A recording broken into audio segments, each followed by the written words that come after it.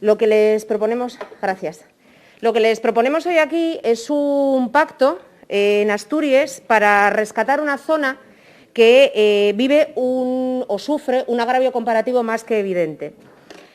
Y nos remitimos a los hechos de qué es lo que está ocurriendo con el suroccidente. Ya les hemos dicho en varias ocasiones, le hemos dicho aquí en sede parlamentaria, que hay una notable diferencia de cómo se estructura Asturias, que hay una división, a nuestro juicio, de cómo se trata las salas asturianas y el centro. Y esta diferenciación, al final, acaba produciendo graves problemas en las zonas porque hay una carencia evidente de inversión. Datos objetivos y datos concluyentes. Puente de la Barrosa. 10 años de construcción de un puente, 10 años en los que los vecinos y vecinas, a los que decimos apoyar, los vecinos y vecinas para los que se instauró un comisionado de análisis sobre el reto demográfico, sobre el despoblamiento, aún no ha tenido respuesta a este respecto. 10 años de retraso, se produce un argallo, se paran las obras del puente, el puente se cae, se repara el argallo y así suma y sigue. Lo que les pedimos hoy aquí es, después de haber escuchado, porque yo me imagino que habremos escuchado todos y todas a los vecinos y vecinas que vinieron a manifestarse no hace mucho tiempo a las puertas de esta Junta General y de Presidencia, a explicarnos qué era lo que estaba ocurriendo. Por cierto, que en aquella manifestación había alcaldes y alcaldesas de todo signo político. Había una pancarta enorme en la que estaban todos los alcaldes y alcaldesas, por tanto entiendo que es muy importante reconocer que es algo fundamental y es algo que pide todo el suroccidente asturiano.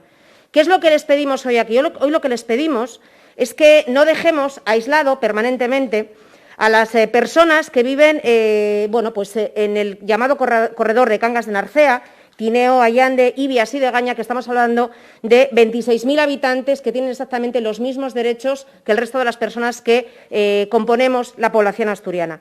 Lo que les pedimos es que seamos capaces de demostrar que el movimiento se demuestra andando, que seamos capaces de poner en funcionamiento aquello que se necesita. Y lo que les pedimos es que, a través de una modificación presupuestaria, de un compromiso presupuestario, y no para el próximo ejercicio, sino en este ejercicio, y les decimos en este ejercicio porque además de los graves daños materiales que se han producido en el suroccidente, también hemos tenido que lamentar daños personales. Y esto ya son palabras mayores.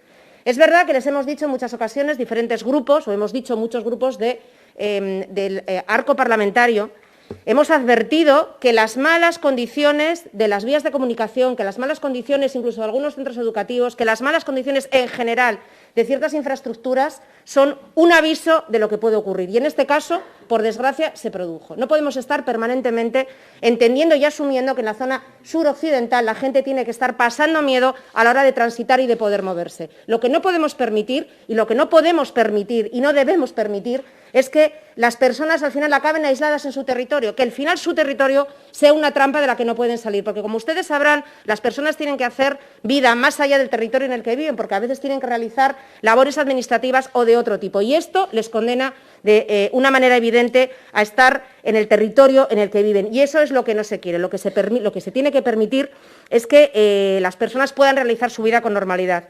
Además, les hablamos también, les explicamos que hay una partida importante de los fondos europeos, un montón de dinero que no sabemos muy bien cómo se va a gestionar, porque en estas cuestiones hay algunos apuntes, pero no hay una transparencia absoluta, y pensamos que el suroccidente asturiano tiene que beneficiarse también, no solamente toda Asturias, sino el suroccidente asturiano, para poder recompensar esa parte, esa cesión y esa modificación que tiene que ver con la transición energética y que efectivamente está afectando a los puestos de trabajo. Hay nuevas modificaciones que se pueden realizar, hay nuevos yacimientos de empleo que se tienen que explorar y el suroccidente es un buen ejemplo de ello. De lo que se trata es básicamente, señores y señoras diputadas, de tener voluntad política. En la proposición no de ley les redactamos una serie de puntos fundamentales que nos parecen necesarios para poder ejecutar de una manera eficiente, de una manera rápida, de una manera efectiva aquellas demandas que nos pide la ciudadanía.